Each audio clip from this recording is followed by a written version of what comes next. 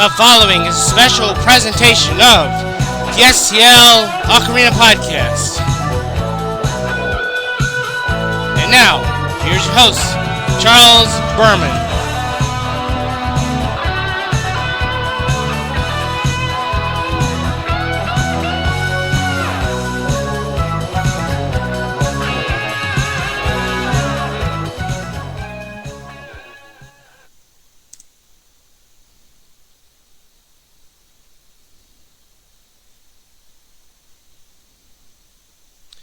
Thank you. Welcome to the special edition of the STL Ocarina podcast. We have a new, long-awaited video about our Ocarina classification system. Here it is right here. Here to tell you more about it, we take you now to our STL Ocarina correspondent, Elisa Rolano. Elisa?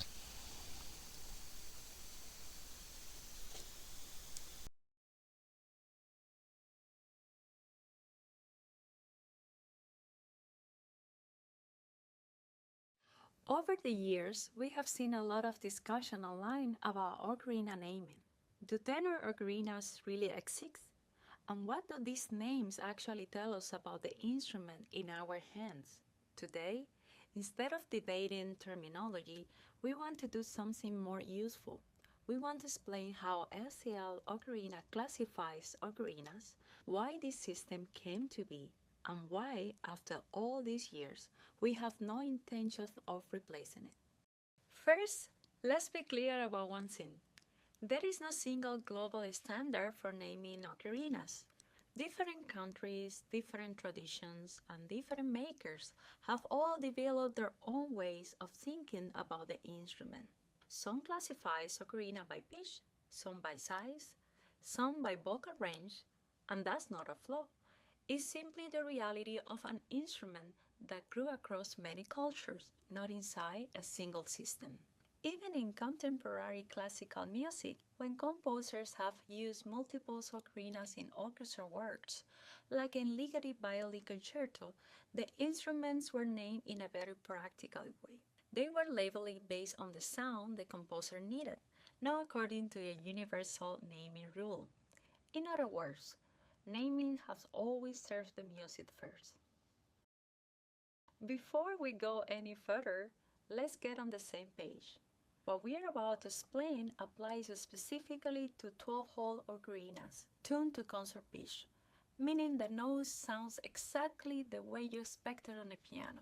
We are not trying to cover every ocarina ever made, we are simply explaining how we think about the instrument at STL Ocarina. At the heart of our system is a really simple idea. We classify an ocarina by its lowest tonic note, basically the home notes the instrument naturally settles on. Not the absolute lowest sound it can technically reach, but the lowest stable note that tells you where the instrument really lives musically. And that is an important distinction. We don't use subwhole notes to decide what category an ocarina falls into. Subwholes are there to extend the range, and they are incredibly useful, but they don't define the core voice of the instrument. However, the tonic note does. Let's look at a real example, because this is where everything starts to make sense. A 12-hole tenor ocarina in C major, like this one, typically have a full playable range from A4 up to F6. Yes, it can reach A4 and B4 using subwholes, and those notes are absolutely usable. But the notes the instrument naturally settles on, the home note is C5. That C5 is where the ocarina feels stable, where melodies want to land, and where its musical roles really begins.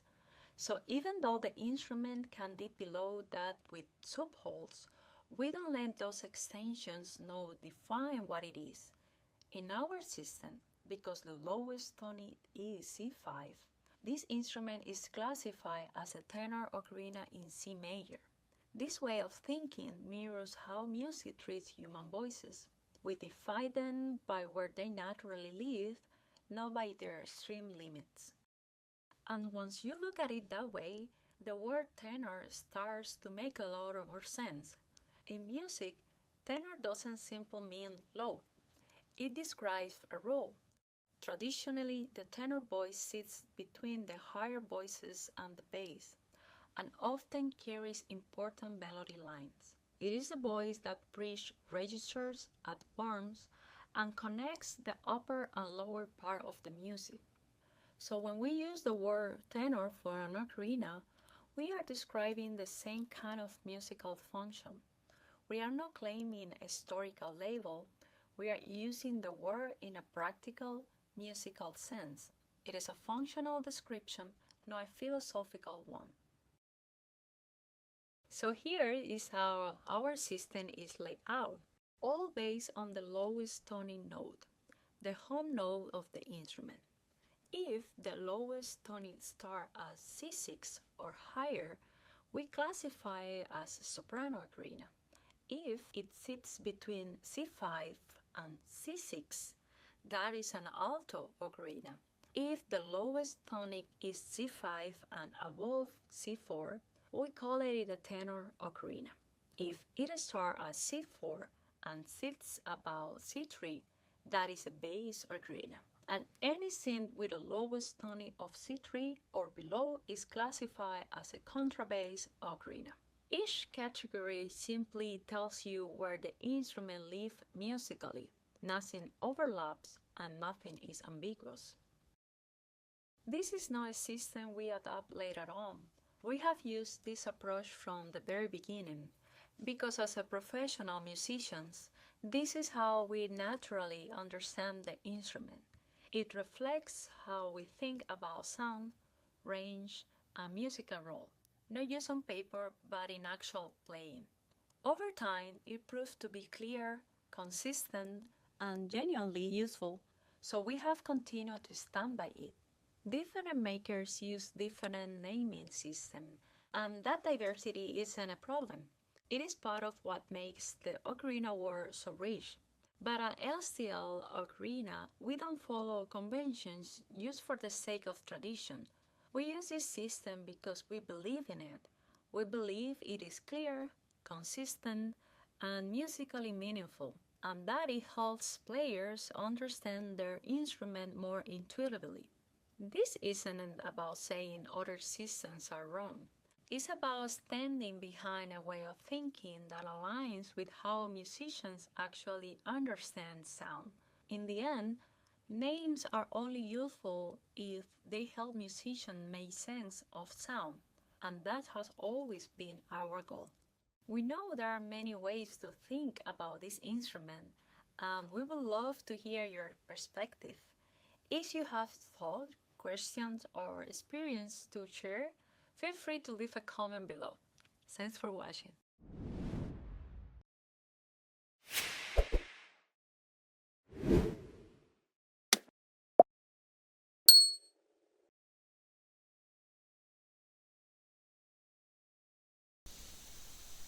Thanks, Elisa. We have a special coupon code for you viewers here. If you use the coupon code at checkout, Charles, you'll receive a whopping 20% off on all products. Visit our website at www.stlocarina.com. That's coupon code at checkout, Charles, to receive a whopping 20% off on all products. Visit our website at www.stlocarina.com.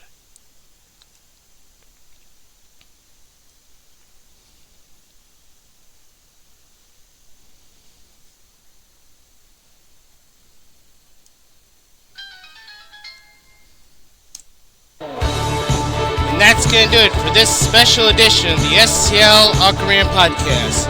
Thanks so much for watching. If you like what you saw, please check out our website at www.stlocarina.com.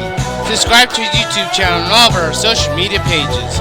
This is Charles Berman, product tester for STL Ocarina. Say so long for the special edition of the STL Ocarina podcast. Keep practicing.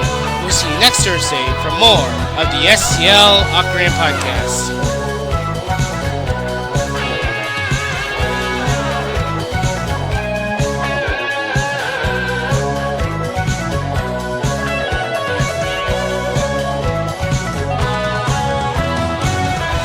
For more information about our products, visit our website at www.stlocarina.com.